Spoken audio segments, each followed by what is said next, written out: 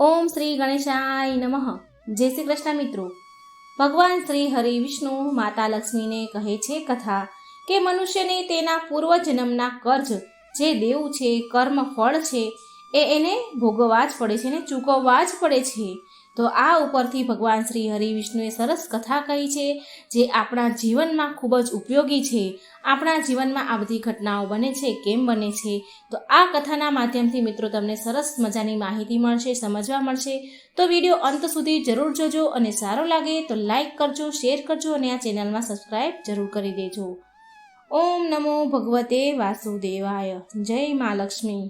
પ્રિય ભક્ત મિત્રો, મા લક્ષ્મી ભગવાન વિષ્ણુને પૂછે છે કે સ્વામી, શું મનુષ્યને પૃથ્વીલોક પર પૂર્વજન્મના ફળ ભોગવવા પડે છે? અને મૃત્યુ પછી પણ મનુષ્યની આત્મા તેની સાથે કઈ કઈ વસ્તુઓ લઈ જાય છે તથા એનો પ્રભાવ મનુષ્યના મૃત્યુ પછી કેવો હોય છે? ત્યારે ભગવાન શ્રી હરિ કહે છે કે દેવી લક્ષ્મી, તમે જે આજે પ્રશ્ન કર્યો છે તે બહુ ઉત્તમ પ્રશ્ન છે, મનુષ્યના કલ્યાણ માટે મહત્વપૂર્ણ પ્રશ્ન છે. હે દેવી, એ તો સત્ય છે કે મનુષ્યને તેના પૂર્વજન્મના કર્જ અવશ્ય ચૂકવવા પડે છે અને મૃત્યુ પછી પણ અમુક એવી વસ્તુ છે કે તે આત્મા સાથે જ રહે છે અને તેનો પ્રભાવ મનુષ્યના બીજા જન્મમાં પણ પડે છે.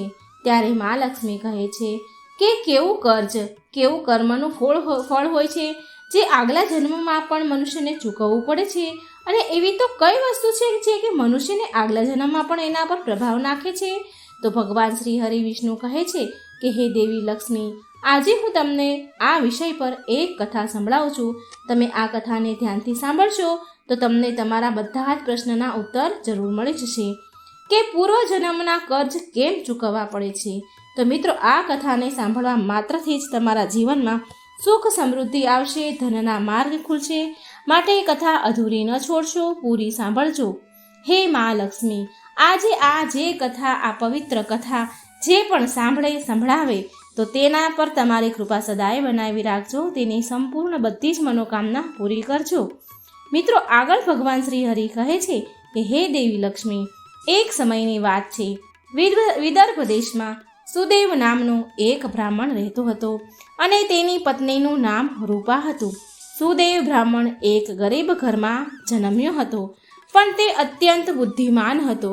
જ્યારે એ નિર્ધન હતો ત્યારે તેને ધનની બહુ લાલચ ન હતી, પણ તેની જાત મહેનતથી જેમ જેમ તે ધન કમાવા માંડ્યો, જેમ જેમ ધન ભેગું થવા લાગ્યું, તેમ તેને દિવસે ને દિવસે રાત દિવસ ધનને વધારે વધારવાની ચિંતામાં ડૂબેલો રહેતો હતો. તેને રાતમાં ઊંઘ પણ ન આવે, એને બસ ધન ભેગું કેવી રીતે કરવું એ જ ચિંતા એના મનમાં દિવસ રાત થયા કરે. તેની પત્ની રૂપા પણ અતિ વધારે ધનની લાલચુ હતી. દેવી, તમે તો જાણો જ છો ને કે ધનની ભૂખ એવી હોય છે કે વધતા ધનની સાથે સાથે વધતી જાય છે. ધનની ભૂખ ક્યારેય મટતી જ નથી. એટલી લાલચ જે ધન કરનારો હોય એને થાય છે. તો સુદેવ આવું વિચારતો હતો કે કાશ કોઈ એવો ઉપાય મને મળી જાય કે તેને થોડા જ સમયમાં ધનના 1000 ગણું તેના ધનમાં વૃદ્ધિ થઈ જાય, તેના ધન 1000 ગણું વધી જાય, એવો મને કોઈ ઉપાય, કોઈ રસ્તો મળે. હે દેવી લક્ષ્મી, તે પહેલાં ધનને ચંચળ અને હાથનો મેલ સમજતો હતો અને કહેતો કે ધન સંપત્તિનું શું છે, તે તો હંમેશા આવતું જતું રહે છે. પણ એ ત્યારે મૂર્ખ હતો અને હવે એની આંખો ખુલી ગઈ હતી અને એ ધનનો અતિ વધારે સંગ્રહ કરવા લાગ્યો અને એ ધનથી દાન ધર્મ વગેરે કરવા લાગ્યો તથા એ સાધુ મહાત્માની સેવામાં લાગેલો રહેતો હતો.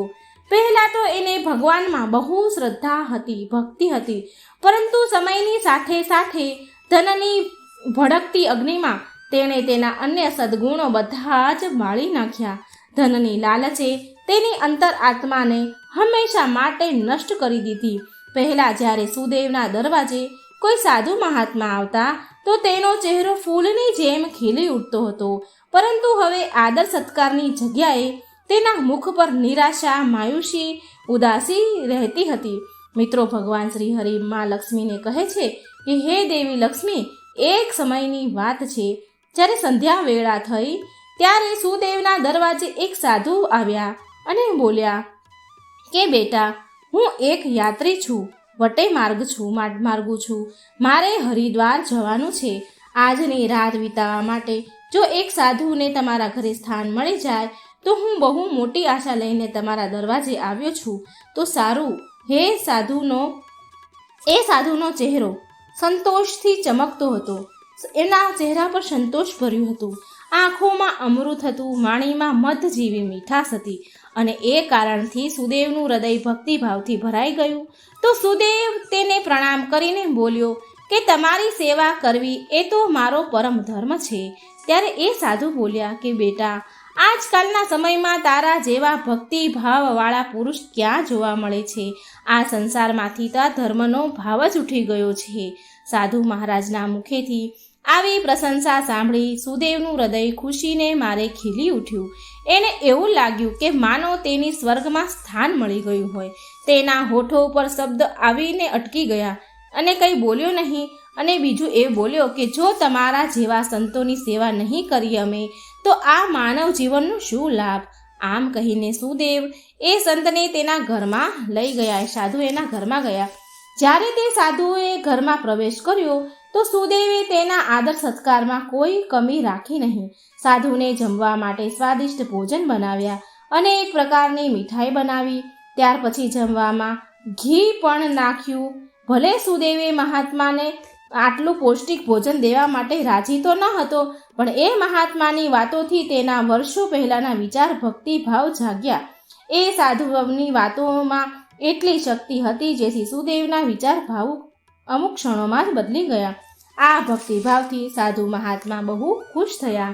આખી રાત ભક્તિભાવની વાતો કરી, બંને જ્ઞાનની ચર્ચાઓ કરી અને અંતમાં સુદેવે પૂછ્યું કે હે મહાત્મા, હે સાધુ મહારાજ, તમે કેવી રીતે સાધુ બન્યા?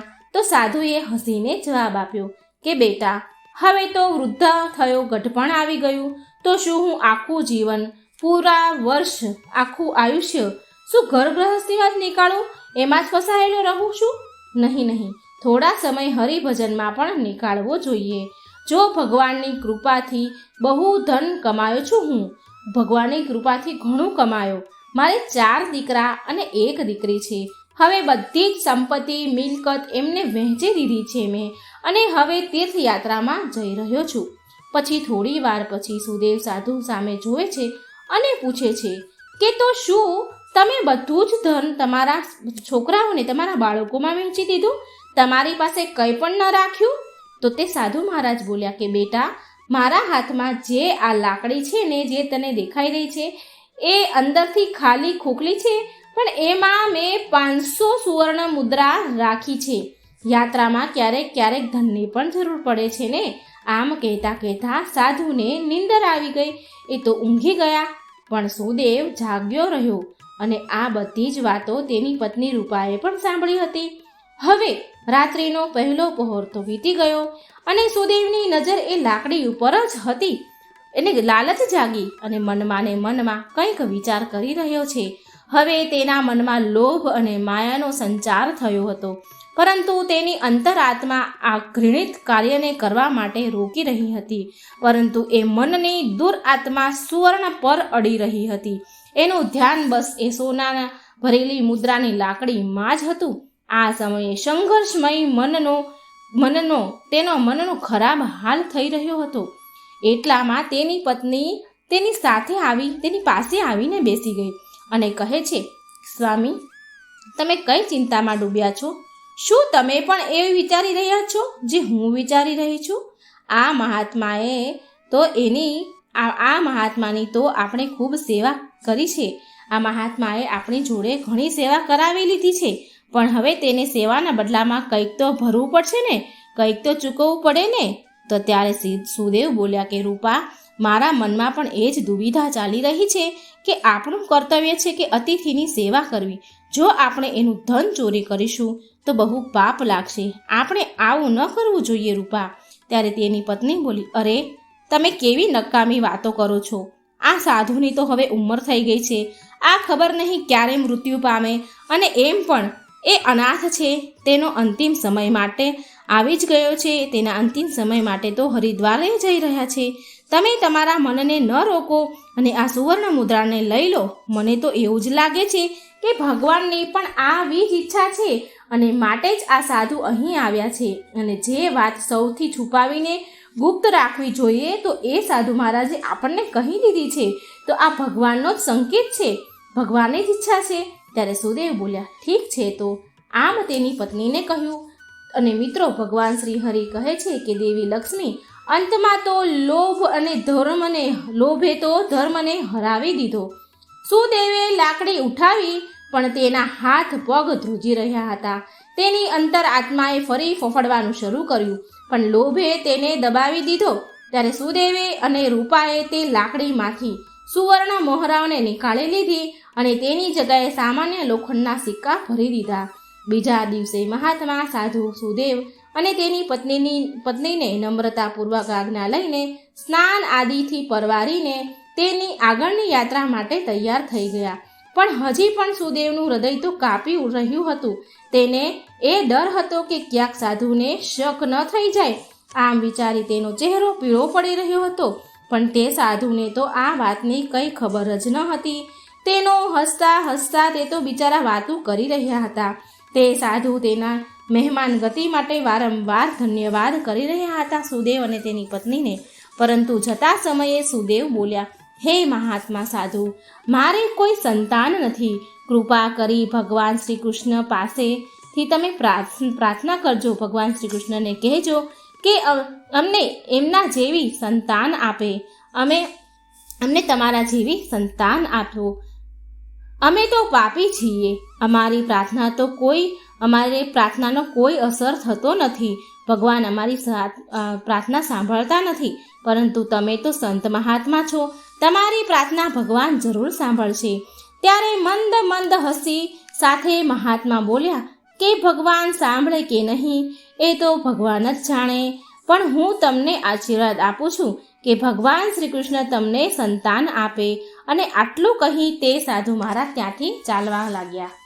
મિત્રો, ભગવાન શ્રી હરિ કહે છે કે દેવી લક્ષ્મી હવે જાણે સુદેવના માથા પરથી એક મોટો બોજ ઉતરી ગયો, તેના હૃદય પરથી પથ્થર ઉતરી ગયો હોય તેવું એને લાગ્યું. પરંતુ પતિ પત્નીએ ચોરીના ફળથી બચી શકે તેમ હતા નહીં. આ વાત સુદેવનું મન અને મસ્તિષ્ક અનુભવ કરી રહ્યું હતું. પરંતુ આ ચોરીના પ્રગટ થવા નહીંથી એ ડરતા હતા, કેમ કે ચોરી પ્રગટ થવી એ તો હકીકત છે, પરંતુ એનું ફળ ભવિષ્યના કોઈ પડદામાં છુપાઈને સાચા સમયની વાટ જોતું હોય છે. હે દેવી લક્ષ્મી, મનુષ્ય વર્તમાન સમયમાં ભવિષ્યની ચિંતા નથી કરતો. અને બીજી બાજુ એ મહાત્મા હરિદ્વાર પહોંચ્યા તો એનું હૃદય અત્યંત પ્રસન્ન થયું. અહીં સાધુ સંતોને જોઈને એવા ખુશ થયા કે માનો કે તેને બધા જ દેવી દેવતાના સાક્ષાત દર્શન થઈ ગયા. તેમનું મન ભગવાનની ભક્તિમાં લીન થઈ ગયું. પછી બીજા દિવસે તેણે મંદિરમાં રસોઈયાને બોલાવ્યા. એ સાધુએ રસોઈયાને બોલાયા અને કહ્યું કે હું અહીં આવનારા બધા જ યાત્રીઓ માટે અન્નદાન કરવા માંગુ છું અને હવે માત્ર આ એક જ મારી ઈચ્છા રહી છે. કૃપા કરી મને એ કહો કે બધા લોકોનું ભોજન કરવાની, રહેવાની વ્યવસ્થા અને વસ્ત્રદાન માટે કેટલો ખર્ચ થઈ શકે. ત્યારે એ વ્યક્તિએ હિસાબ કરીને કહ્યું કે મહારાજ, અન્નદાન, નિવાસ અને વસ્ત્રદાન અને બીજા બધા અન્ય કાર્ય માટે કુલ 400 સુવર્ણ મુદ્રાનો ખર્ચ લાગી શકે છે તથા 10-20 વધારે ઓછું કે વધતું થાય. શું તમારી પાસે આટલું પૂરતું ધન છે ખરી? ઠીક છે, તે સાધુ મહારાજ બોલ્યા. ઠીક છે, હું આનો પ્રબંધ કરું છું. બસ તમે હવે કાલ માટે આ બધું આયોજનનો પ્રબંધ કરો. વસ્ત્રદાન, ભોજન, રહેવાનું આ યાત્રીઓ માટે પ્રબંધ કરો. હું તમને ધન આપી દઈશ. આમ કહીને તે ગંગા સ્નાન માટે ચાલ્યા ગયા. પછી બીજા દિવસે તેમના કહ્યા અનુસાર એ રસોઈયાએ પૂરું આયોજન કર્યું. હરિદ્વારના પરિસરમાં બહુ ધૂમધામ અને ખુશીઓ સાથે અન્નદાન, વસ્ત્રદાન, ભજન વગેરે કાર્યો સંપન્ન કર્યા. ત્યાં હાજર બધા લોકો રાજી થઈ ગયા અને કહેવા લાગ્યા કે મહાત્મા પોતે તો ગરીબ છે, પણ દિલના કેટલા ઉદાર છે અને જેની પાસે ધનની કોઈ કમી નથી હોતી એ તો વ્યર્થ દેખાવા કરે છે, લગ્ન પ્રસંગોમાં ઉડાડે છે, પરંતુ ધર્મના નામે એક ફૂટી કોડી પણ ખર્ચ નથી કરતા. આ એક નેક દિલ દયાવાન સાધુ છે, જેણે તેનો ધર્મ સમજ્યો અને ધર્મ સાથે ધનનો લોભ ન કર્યો. ત્યારે એમના વખાણ પ્રશંસા સાંભળીને મહાત્મા સાધુ બહુ ખુશ થયા. તેનું હૃદય આનંદથી ભરાઈ ગયું. પરંતુ હે લક્ષ્મી દેવી, બીજી બાજુ એમનું ભાગ્ય રડી રહ્યું હતું. જ્યારે સંધ્યા વેળા થઈ તો મહાત્મા તેના રૂમમાં ગયા અને રૂમનો દરવાજો બંધ કર્યો અને લાકડીને ખોલીને સુવર્ણ મુદ્રા નીકાળવા જઈ રહ્યા હતા. તો એણે લાકડી ખોલીને જોયું તો લાકડીની અંદરથી લોખંડના સિક્કા નીકળ્યા અને એનું હૃદય તો કાંપી ઉઠ્યું. તેને એવું લાગ્યું કે જાણે તેણે એક ભયાનક સ્વપ્ન જોયું હોય. એમ વિચારે કે આ સ્વપ્ન જલ્દી પૂરું થાય તો સારું. આંખે જોયેલા પર તેને વિશ્વાસ ન થયો. એણે વારંવાર એની આંખો ચોળીને જોયું, પણ એ તો લોખંડના સિક્કા જ હતા અને તે મહાત્માને થોડી જ વારમાં પૈસા આપવાના હતા. હવે તો તે ગભરાવા લાગ્યા, પરસેવો છૂટી ગયો, ધ્રુજવા લાગ્યા. એણે વિચાર્યું કે હવે શું થશે. અપમાન થવાની ઘટના એને નજર સામે દેખાવા લાગી અને ભગવાનને પ્રાર્થના કરવા લાગ્યા કે હે પ્રભુ, તમે મને ક્ષમા કરો. અને મહાત્મા ધ્રુજતા ઊભા થયા અને તેને અપમાન થવાનો વિચાર અપમાન થવા કરતાં પણ વધારે ભયંકર લાગવા લાગ્યો. હવે એમાં અપમાન સહન કરવાની શક્તિ ન હતી. એટલે એણે થોડી વાર સુધી વિચાર કર્યો. તેમણે અચાનકથી દરવાજો બંધ કરી દીધો અને સાથે તેની આશાના દ્વાર પણ બંધ થઈ ગયા. એ ખૂબ દુઃખી થયા. હવે શું કરું? ગભરાવા લાગ્યા. મહાત્માએ ખાટલામાંથી દોરી નીકાળી અને પંખા પર બાંધી ગળાફાંસો ખાવા માટે તૈયાર થઈ ગયા. ત્યારે મહાત્માની અંતરાત્માથી અવાજ આવ્યો, એક ઉપદેશ આવ્યો કે અરે, આ તું શું કરી રહ્યો છે? આત્મહત્યા સૌથી વધારે નિંદનીય કર્મ છે. આવું ન કરવું જોઈએ. પણ નિરાશાએ બધી જ બાજુથી હરાવી દીધા હતા. 500 સુવર્ણ મુદ્રા આપવી એટલે કોઈ રમત વાત હતી નહીં. 500 સુવર્ણ મુદ્રા ઘડીક વારમાં જ એ રસોઈયો લેવા આવવાનો હતો.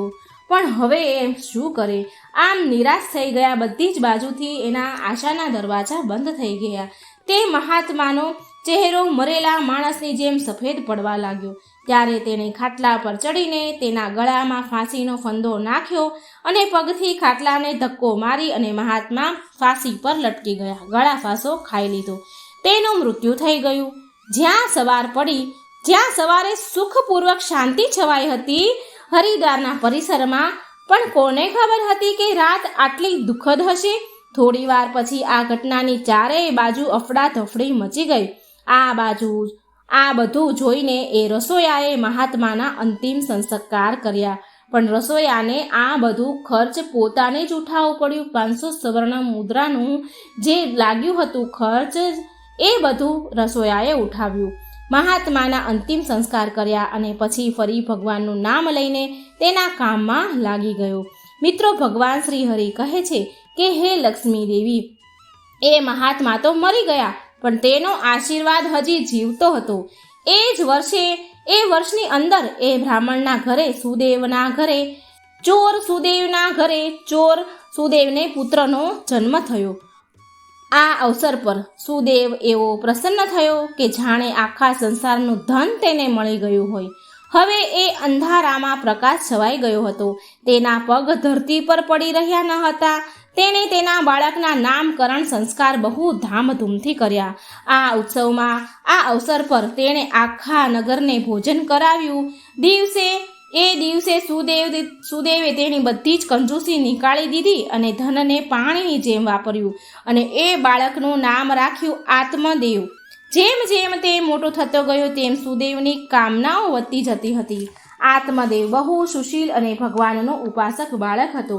તેની તીવ્ર બુદ્ધિ જોઈ લોકો આશ્ચર્ય પામતા હતા. લોકો કહેતા હતા કે એ કુળનું નામ વધારશે, આત્મદેવ કુળનું નામ રોશન કરશે. સુદેવ આ સાંભળીને તો એને હરખ માતો નહીં. તેની ચંચળતા, નટખટપણું જોઈને સુદેવ બ્રાહ્મણને રૂપા એની પત્ની બહુ ખુશ થતા હતા. આમ એ બાળક 6 વર્ષનો થયો. આત્મદેવે શિક્ષા મેળવવા માટે આશ્રમમાં મૂક્યો. ત્યાં આશ્રમમાં ગયા પછી પણ ત્યાં તેણે આત્મદેવે ગુણોનો વિકાસ કર્યો. એનામાં ગુણોનો વિકાસ થવા લાગ્યો. એ શિક્ષામાં બધા શિષ્યોમાં પહેલા નંબરે આવતો હતો. એટલો હોશિયાર અને બુદ્ધિશાળી. સુદેવ આ જોઈને ભગવાનને ધન્યવાદ કરતો હતો. પણ ક્યારેક તેને પેલા મહાત્મા સાથે દુર્વ્યવહાર, ચોરી, છળ, કપટની યાદ પણ આવતી તો તેના હૃદયમાં કાંટા વાગતા હતા અને તેની આત્મામાં ડર પેદા થતો હતો અને તેને વારંવાર એના પર ક્રોધ, ગુસ્સો, ઘૃણા થતી હતી અને મનમાં દુઃખી થતો હતો અને મનમાં એવું કહેતો કે મારી બુદ્ધિ કેટલી ખોટી હતી, મેં આવી મૂર્ખતા કેમ કરી. પણ વીતેલો સમય ક્યાં કોઈના હાથમાં આવે છે. તેણે એ ચોરી કરેલ સુવર્ણ 500 મુદ્રાને એક લાલ કપડામાં બાંધીને એક સંદૂકમાં, એક પેટીમાં મૂકી દીધી અને એ નિર્ણય કર્યો કે એ મહાત્માને પાછી આપી દેશે. પછી એણે એ મહાત્માની શોધ શરૂ કરી. કેટલાય લોકોને એ સાધુને શોધવા માટે મોકલ્યા, પણ કોઈ પણ મહાત્માને શોધી શક્યા નહીં. એટલો સમય વીતી ગયો હવે કે સુદેવને એ ઘટના યાદ પણ નહોતી. એ ઘટના ભૂલી ગયો હતો. પરંતુ એ સુવર્ણ મુદ્રાઓ હજી પણ લાલ કપડામાં બાંધેલી એ જ સંદૂકમાં પડી હતી. મિત્રો, ભગવાન શ્રી હરિ કહે છે કે હે દેવી લક્ષ્મી, સમય તો વીતતો ગયો અને આત્મદેવ 20 વર્ષનો થઈ ગયો અને સાથે તેને એક બીમારી પણ આવી. પછી સુદેવને આત્મદેવની બીમારીમાં ઘણું ધન ખર્ચવું પડ્યું. પછી એક દિવસ અચાનક સુદેવ અને તેની પત્ની રૂપા આત્મદેવ સાથે હરિદ્વાર જવા નીકળી ગયા.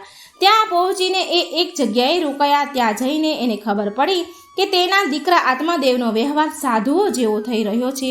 તેની અંદર વૈરાગ્ય આવી રહ્યું છે. દિવસ રાત સાધુઓના ટોળામાં સમય વિતાવવા લાગ્યો છે અને જો કોઈ દીન દુઃખી આત્મદેવને મળે, દીન દુઃખી ગરીબ જુએ તો તેની મદદ કરતો હતો. તેને જોઈને સુદેવને બહુ હેરાની થતી હતી, પણ એ કંઈ કરી શકે તેમ હતો નહીં. આત્મદેવ તેની એકના એક સંતાનને જોઈને સુખ પામતા હતા. એકની એક સંતાન હતી. તેને જોઈને સુદેવનો ક્રોધ શાંત થતો હતો. સુદેવ ઘણું વિચારતા પણ આત્મદેવના આ સ્વભાવનું કારણ તેને કંઈ સમજ પડતું ન હતું. પછી બીજા દિવસે સંધ્યા સમયે આત્મદેવ ભજન થતા હતા એ જગ્યા પર જઈ રહ્યા હતા તો રસ્તામાં એને એક વૃદ્ધ આદમી રડતા જતો હતો. વૃદ્ધ આદમી મળ્યો. ત્યારે આત્મદેવ આશ્ચર્યથી એને પૂછે છે કે ભાઈ, કેમ રડો છો તમે? ત્યારે એ વૃદ્ધ માણસ કહે છે કે બેટા, હું શું કહું તને, કહેતા મને શરમ આવે છે. જો તારે જાણવું જ છે તો સાંભળ. હું ગંગાજીમાં જઈને હું મારું જીવન ટૂંકાવા જઈ રહ્યો છું.